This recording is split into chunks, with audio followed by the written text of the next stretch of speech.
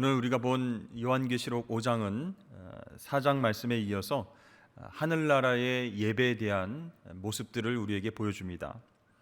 큰 이미지로 본다면 하늘 보좌에 앉으신 하나님 오른손에 들려진 두루마리, 또 두루마리 임봉을 취하는 어린 양, 그 어린 양을 경배하는 네 생물과 24 장로들이 등장하는 것을 보게 됩니다.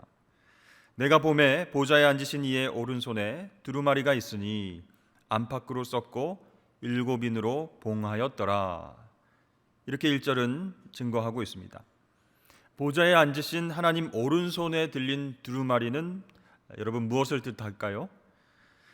고대 세계에서 안팎으로 글로 써서 봉인한 두루마리는 대개 일반에게 공개할 수 없는 사적인 계약서입니다. 나라와 나라 사이에 또 국가의 지도층끼리 중요한 문제를 놓고 서신을 교환할 때에 주로 썼습니다. 이 문서를 둘둘만 이 두루마리 끝에 작은 밀랍 뭉치를 눌러 붙였는데요. 그것이 7인으로 봉했다고 하니까 아주 중요한 내용을 담은 문서인 것은 확실한 것 같습니다. 이 에스겔 선지자도 두루마리를 받은 적이 있습니다. 내가 보니 보라, 한 손이 나를 향하여 펴지고 보라, 그 안에 두루마리 책이 있더라. 그가 그것을 내 앞에 펴시니 그 안팎에 글이 있는데 그 위에 애가와 애곡과 재앙의 말이 기록되었더라. 아멘. 이 에스겔서에 나오는 두루마리에는요, 장차 임할 환란의 사건들이 담겨져 있었습니다. 어둠의 권세가 지배하는 세상은 죄로 가득 차 있고 또 하나님의 교회를 핍박하고 있습니다. 이 정의로우신 하나님은 반드시 이 세상을 심판하십니다. 그런데 그 심판 후에 하나님의 백성들을 위한 새 하늘과 새 땅을 준비해 놓으셔서 그것이 열리게 됩니다. 그러므로 장차 임할 심판은 영광스러운 종말에 이르기 위한 하나의 과정이다라고 볼 수 있습니다. 자, 에스겔의 두루마리는 열려 있었는데 오늘 요한계시록의 두루마리는 봉인되어 있습니다. 세상의 눈으로 보면 그 두루마리의 내용은 하나님의 진노와 심판인 것이 확실하겠지만 이 성도의 눈으로 봤을 땐 승리와 구원 역사의 완성이 된다는 것이죠.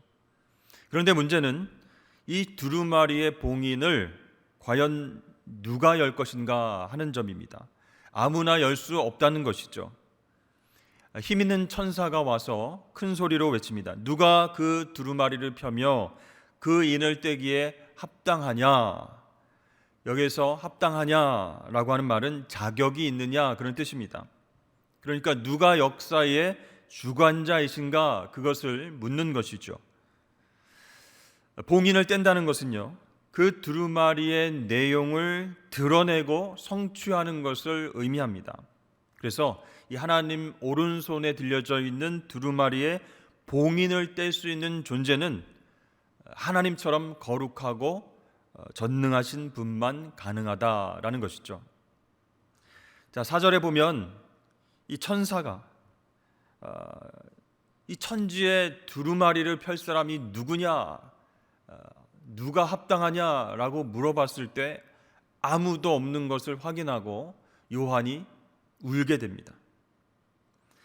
여러분, 이 두루마리를 열지 못한다면 어떤 일들이 발생할까요? 하나님께서 계획하신 모든 일들을 성취할 집행자가 없다는 뜻이기 때문에 사탄과 그 하수인들은 현재처럼 하나님의 백성들을 박해하고 유혹하고 계속 괴롭히는 일들이 진행될 것입니다. 그렇게 되면 성도는 최종 구원과 승리가 어렵게 된다라고 하는 것이죠. 자, 요한은 개인적인 어떤 감정 때문에 운 것이 아니었습니다. 어두운 영적인 현실 속에서 신음하는 하나님의 그 백성들을 생각하면서 울음이 터져 나온 것입니다. 그것은 바로 하나님의 구원을 바라는 눈물이고 또 부흥과 은혜의 돌파구를 갈망하는 그런 눈물이었습니다. 그렇습니다. 하나님의 사람들은 시대의 영적 위기 앞에 하나님의 개입하심을 갈망하면서 거룩한 눈물을 흘리는 사람인 줄로 믿습니다. 그런데 그 두루마리 7인을 떼실 분이 있다라고 24장로 중 한 명이 요한에게 이렇게 말을 하죠. 그 두루마리를 펴거나 보거나 하기에 합당한 자가 보이지 아니하기로 내가 크게 울었더니 장로 중에 한 사람이 내게 말하되 울지 말라. 유대 지파의 사자 다윗의 뿌리가 이겼으니 그 두루마리와 그 7인을 떼시리라 하더라. 아멘. 자, 아무도 열 수 없는 그 두루마리의 임봉을 열 수 있는 인물이 한 분 계신데 그는 바로 유다 지파의 사자 다윗의 뿔이 예수 그리스도시다 라고 말하고 있습니다. 자, 여러분, 유다 지파, 사자, 다윗 이런 단어는 정통성이 확실하고 능력과 위엄과 권세가 충만한 왕을 상징하는 그런 말입니다. 그런데 그분이 어떻게 해요? 이겼다라고 말하고 있습니다. 왕은 왕인데 힘이 없고 전쟁에 패한 왕은 아무 도움을 줄 수가 없는 것이죠. 그러나 우리 주님은 이기신 왕이십니다. 세상 권세를 십자가 능력으로 이기셨습니다. 아담의 죄로 파괴된 이 세상과 어둠 권세를 심판하시고 완전히 새로운 세상과 승리를 가져오실 분 바로 예수 그리스도이십니다. 자, 이렇게 하나님의 계획은 승리하신 예수 그리스도 안에서 절정을 이루게 되는 것이죠. 내가 또 보니 보좌와 내 생물과 장로들 사이에 한 어린 양이 서 있는데 일찍이 죽임을 당한 것 같더라. 그에게 7뿔과 7눈이 있으니 이 눈들은 온 땅에 보내심을 받은 하나님의 7 영이더라. 그 어린 양이 나와서 보좌에 앉으신 이의 오른손에서 두루마리를 취하시니라. 아멘. 처음에는 이 유다의 사자로 표현된 주님이 갑자기 6절에서 어린 양으로 이렇게 바뀌게 됩니다. 그런데 일찍이 죽임을 당한 것 같다라는 표현이 나오는데요. 그것은 예수님께서 십자가에 돌아가실 때에 얻었던 죽음의 흔적을 갖고 계신다, 그런 뜻이죠. 자, 예수님 십자가에서 못 박혀 돌아가실 때에 요한은 그 앞에서 모든 광경을 목격했습니다. 그래서 이 주님의 십자가 죽음의 흔적을 금방 알아보았습니다. 여러분, 여기서 이 말씀이 굉장히 중요합니다. 예수님의 십자가 죽음과 부활이 이 세상의 심판과 인류 구원 계획을 이루는 그 두루마리를 열 수 있는 결정적인 키가 되기 때문이죠. 그래서 6절과 9절에 두 번씩이나 일찍이 죽임을 당했다라는 말이 나오게 됩니다. 물론 이 어린 양에게는 십자가에서 돌아가신 연약하고 순종하시는 예수님의 모습만 있는 것이 아닙니다. 오늘 말씀해 보니까 그분은 7뿔과 7눈을 가졌다라고 말씀하고 있는데요. 이 뿔이라고 하는 것은 권세와 능력을 상징합니다. 그리고 7이라는 숫자는 완전수를 이야기하죠. 그러니까 이 어린 양이 절대적인 능력, 절대적 권세를 갖고 계시다라는 뜻이죠. 또한 눈은 이 통찰력을 뜻하고 있습니다. 이 7눈, 절대적이고 완전한 통찰력, 즉 성령님을 뜻하고 있죠. 그래서 우리 예수 그리스도는 성령으로 충만하셔서 모든 것을 통찰하시고 모든 것을 보시고 알고 계신다라는 것입니다. 그래서 예수님은 성령님을 통해서 온 땅 가운데에 임재하시고 역사하신다라고 말씀하는, 그러니까 십자가에서 죽임당하신 이 순종하시는 어린 양 구원자 예수님의 모습과 무한하고 절대적인 능력과 통찰력을 가지신 다시 오실 심판주 예수님의 모습이 함께 나타나고 있는 것이죠. 그러니까 사자 안에 어린 양의 이미지가 같이 있다라고 하는 것입니다. 그 주님께서 보좌에 앉으시니 하나님의 오른손에서 두루마리를 취하셨다. 이것은 여러분 엄청난 사건입니다. 어린 양 예수님의 바로 대관식 이렇게 이해하시면 되겠습니다. 하나님 아버지로부터 실제 모든 역사를 주도하고 마무리하실 권세와 능력을 부여받으시는 그런 순간이다라는 것입니다. 그래서 그 순간부터 인류 역사 마지막으로 가는 모든 심판 사건들과 최후 승리의 사건이 예수님의 다스림 아래에서 진행되는 줄로 여러분 믿으시길 바랍니다. 그 두루마리를 취하심에 네 생물과 24장로들이 그 어린 양 앞에 엎드려 각각 검은고와 향이 가득한 금 대접을 가졌으니 이 향은 성도의 기도들이라. 이렇게 8절에서 말씀합니다. 자, 어린 양 예수님이 이 두루마리 책을 취하자마자 어떤 일이 일어났습니까? 먼저 주변에 있던 네 생물과 24장로들이 어린 양 앞에 엎드렸습니다. 경배했다는 얘기죠. 창조주 하나님께 드렸던 경배와 동일한 경배를 드리는 것입니다. 그런데 특이한 것은 이들이 모두 향이 가득한 금 대접을 가졌다라는 사실입니다. 그 향이 무엇이라고 나와 있나요? 바로 성도의 기도다라고 나와 있습니다. 여러분, 아무 기도나 하늘 보좌로 가는 것이 아니라 성도의 기도입니다. 즉 어린 양의 피로 구원받은 하나님 자녀들의 기도가 하늘 보좌 위로 올라가는 것이에요.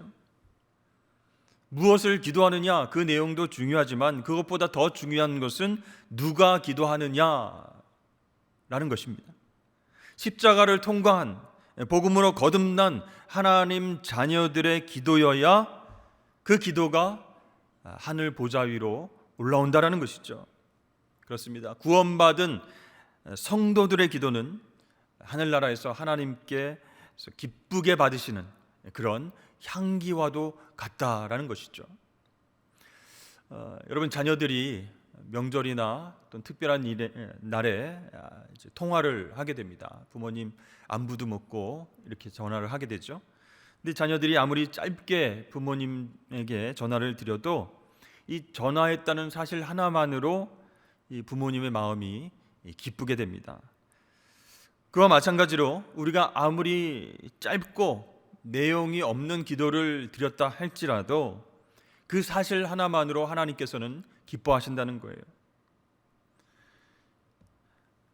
예수님께서 이 두루마리 봉인을 떼고 왕 위에 오르시자마자 제일 먼저 이루어지는 일이 무엇이라고요?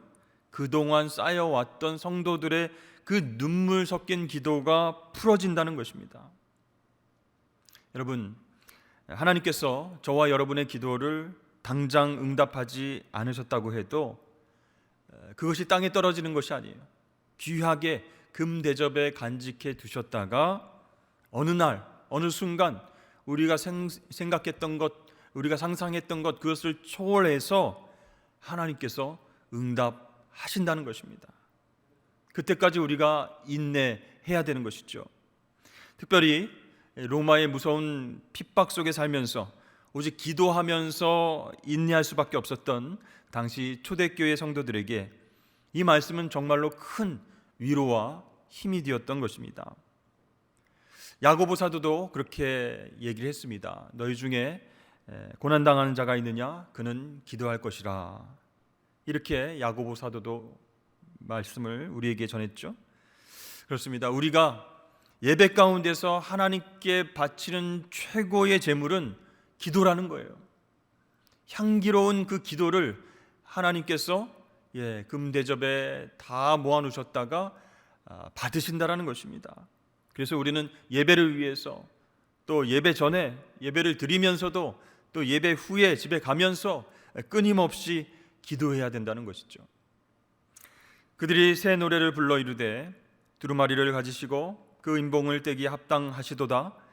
일찍이 죽임을 당하사 각 족속과 방언과 백성과 나라 가운데서 사람들을 피로 사서 하나님께 드리시고 그들로 우리 하나님 앞에서 나라와 제사장들을 삼으셨으니 그들이 땅에서 왕노릇 하리로다 하더라. 아멘. 이 말씀을 들으면요, 마치 노예시장에서 값을 지불하고 노예를 사듯이 그리스도께서 자신의 피를 지불하시고 우리를 사셔서 하나님께 드리셨음을 우리가 알게 됩니다. 하나님은 그렇게 어린 양의 피로 거룩해진 우리들에게 맡기신 일이 있습니다. 그것은 바로 하나님께서 우리를 나라와 제사장들을 삼으시고 땅에서 왕 노릇을 하게 하실 것이다 라는 것이죠. 자, 우리를 십자가 보혈로 구원하신 예수님은 우리를 무엇으로? 하나님 나라, 즉 하나님 백성으로 삼으셨습니다. 핍박받는 초대교회 그리스도인들에게 요한은 우리나라는 로마가 아니다, 바로 하나님 나라다라고 담대하게 선포하라고 지금 격려하고 있습니다. 우리는 하나님의 백성이고 하나님 나라 백성은 하나님이 보호하시고 이끄시고 책임져 주신다, 하나님의 다스림을 받고 있다. 그러므로 절대로 로마 황제를 향해서 나의 주, 나의 하나님, my Lord 이렇게 불러서는 안 된다라고 지금 요한이 이 말씀을 통해서 강조하고 있습니다. 여러분, 눈에 보이는 나라에서 성공하고 출세하는 것이 최고의 목적이 되어서는 안 될 것입니다. 우리 진짜 나라, 진짜 고향은 하늘나라이고 우리를 다스리시는 진짜 왕은 바로 예수 그리스도이십니다. 그 예수님은 로마 황제하고는 또 우리나라 대통령하고는 차원이 다른 사랑의 하나님이시기 때문입니다. 성경 말씀을 보면 이 하나님 나라가 굉장히 많이 나오는데요, 그것은 지리적인 공간적 개념이 아닙니다.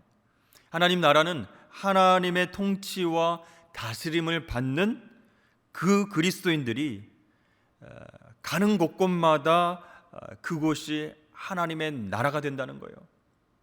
하나님의 통치와 지배하심을 받은 백성들이 곳곳으로 나아가서 다시금 하나님의 통치와 지배하심이 이루어지도록 만드는 곳, 그것이 바로 하나님 나라입니다. 예를 들어서 우리나라 축구 대표팀이 다른 나라 대표팀과 경기를 했습니다. 근데 3대2로 아깝게 졌어요. 그러면 우리가 뭐라고 얘기합니까? 그 선수들이 졌다라고 얘기 안 하고 대한민국이 졌다, 대한민국이 어느 나라와 3대2로 졌다, 이렇게 얘기를 하죠. 그러니까 대표 선수가 곧 우리나라인 것입니다. 마찬가지로 주님께서 구원하시고 세상 속으로 보내신 우리가 곧 하나님의 나라입니다.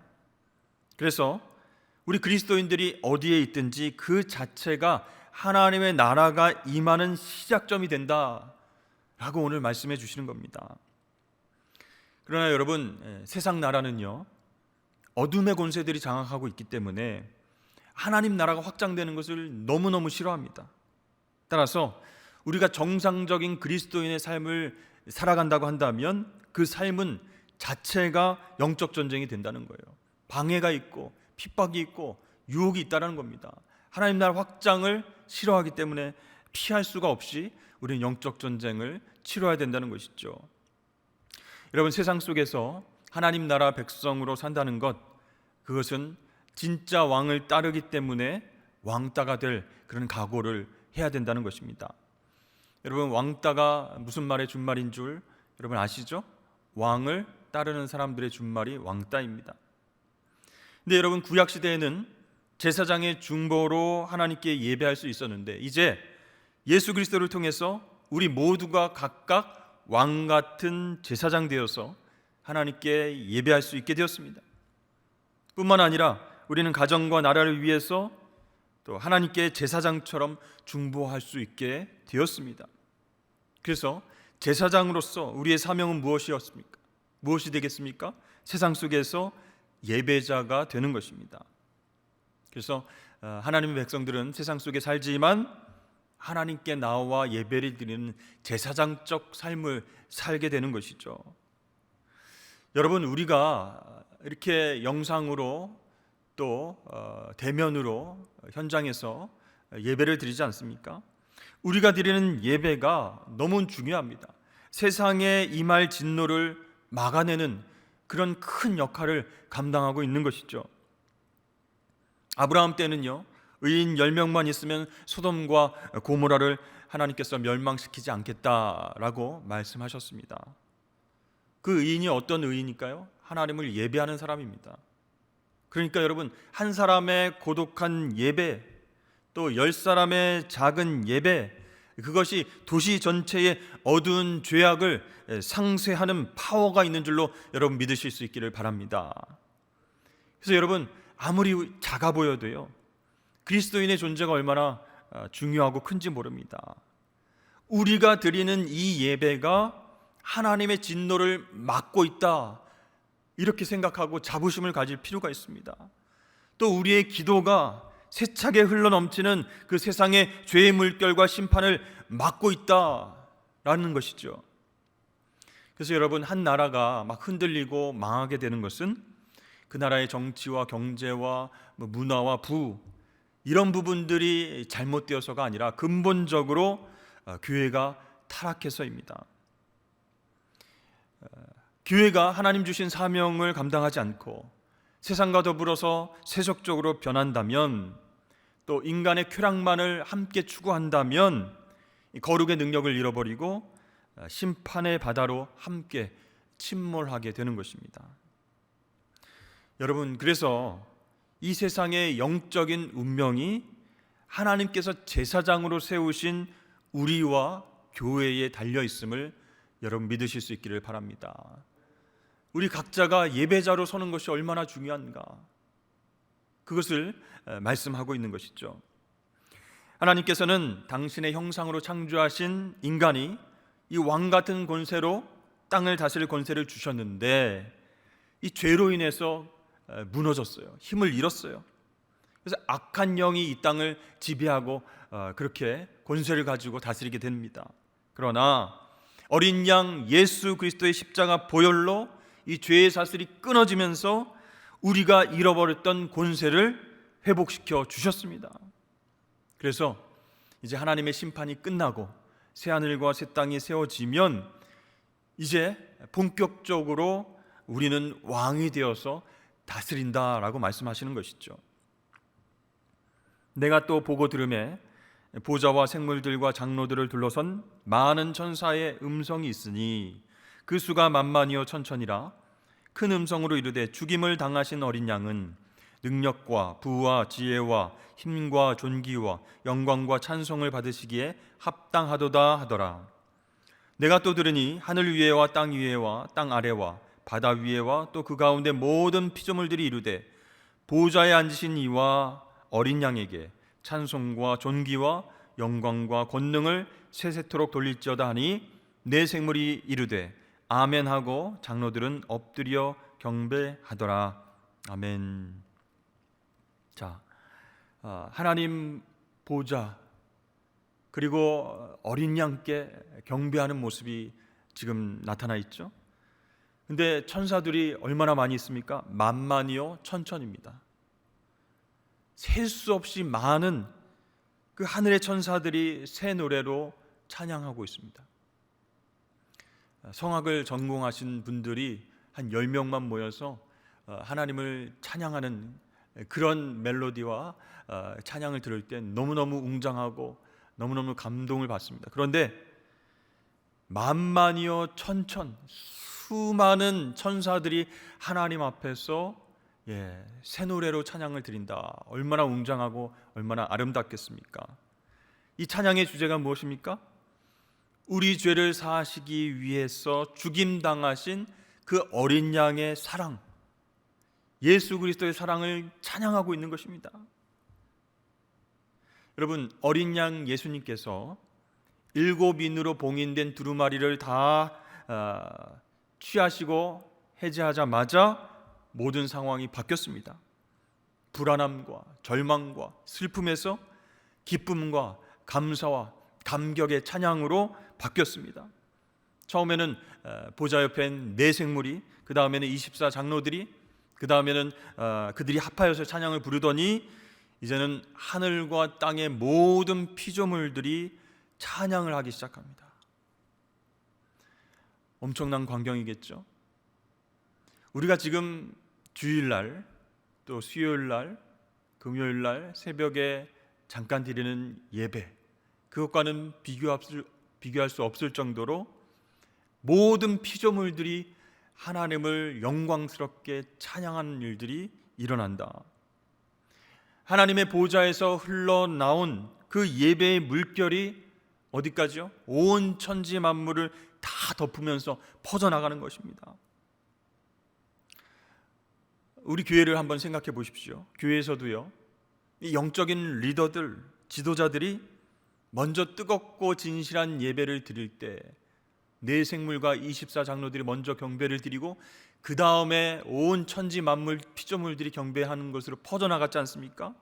교회에서도 이 영적 지도자들이 정말 뜨거운 마음으로, 갈급한 마음으로 하나님 앞에 전심으로 예배할 때 그것이 성도 전체에게로 퍼져나가게 된다는 것입니다. 여러분, 우리 어린 양 예수 그리스도께 찬양과 경배를 드리며 이 예배의 감격을 회복하는 것이 바로 코로나 시대 속에서도 우리가 반드시 해야 할 일인 줄로 믿습니다. 오늘 말씀에 보면 처음에 이 요한이 사자이신 예수님이 두루마리를 봉인하기에, 그렇죠? 그 봉인을 떼시기에 합당한 분이다 이렇게 얘기했는데, 유대지파 사자 다윗 이렇게 얘기하면서요. 그런데 어느 순간 사자에서 어린 양의 모습을 하고 계셨습니다. 근데 그 이유가 무엇인지 이 요한은 금방 깨닫게 됩니다. 왜냐하면 예수님께서 십자가에서 운명하시는 것을 지켜보았거든요. 정말 어린 양처럼 순순하게 끌려가시고 못 박혀 피 흘려 죽으셨습니다. 그러니까 예수님은 쉽게 말하면 저 주시는 것으로 이기셨다는 거예요. 세상을 힘으로 제압하는 어떤 폭력의 방법이 아니라 사랑으로 섬기면서 자기 생명을 내어주는 그 방법으로 이기셨습니다. 그 어린 양 십자가의 길을 지나서 이제 사자가 되셔서 온 세상을 통치하시는 왕 중의 왕이 되신 줄로 믿습니다. 여러분, 주님의 자녀들도 우리도 마찬가지입니다. 우리는 힘으로 세상을 제압하는 사람들이 아니라는 것이에요. 오히려 희생하고 죽음으로써 세상을 이기는 사람들입니다. 여러분, 우리 주님은 일찍 죽임을 당하신 그 흔적이 있는 사자입니다. 절대자이시고 거룩한 전능자이신 그 하나님께서 우리의 죄를 위해서 일부러 낮아지셔서 순종하시면서 그렇게 십자가에 죽으셨지만 부활하시고 승리하셨습니다. 우리도 그러한 승리를 경험하길 원한다면 어떻게 해야 되겠습니까? 사실 우리가 직장에 나가거나 세상 일을 하게 되면 여러 가지 경쟁과 스트레스 속에서 내가 가지고 있는 힘과 지혜로 막 이겨내고 싶은 그런 유혹들이 있습니다. 그러나 우리는 예수 그리스도 어린 양을 묵상하면서 그분을 매일매일 바라볼 때 정말 힘으로 세상을 제압하는 것이 아니라 희생하고 사랑하고 배려함으로써 승리를 경험하게 될 줄로 믿습니다. 그러니까 고난이 없는 승리를 바라서는 안 된다는 거예요. 우리 그리스도인들은 이 고난을 인내와 사랑으로 극복하는 그 십자가의 길로 나아가야 주님과 같은 영광스러운 승리를 경험하게 되는 것입니다. 자, 하나님께서 어린 양의 고난을 통해서 우리의 구원을 완성하셨듯이 우리도 이 세상 가운데의 고난을 통해서 하나님의 나라를 완성해 가는 그런 하나님의 자녀가 되어야 합니다. 그런데 사실 우리가 예수 믿고 정말 평탄한 삶을 살고 싶은데 고난이 찾아오고 힘든 문제가 우리를 찾아옵니다. 그렇게 고난받고 힘들 때 하나님 우리 버리신 것 아닙니까? 왜 우리와 동행하시고 왜 그때마다 성공과 승리를 안 주십니까? 이렇게 느낄 때가 있습니다.